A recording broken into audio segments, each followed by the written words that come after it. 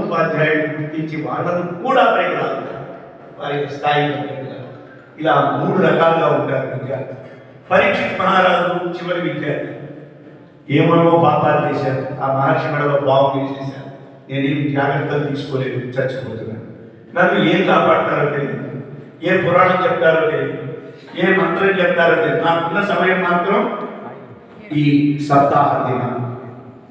అప్పుడు పరీక్షిత్ మహారాజు అడిగినటువంటి ప్రశ్నలు వెంటనే సుఖయోగీయులు వారు ఇలా చెప్తున్నారు.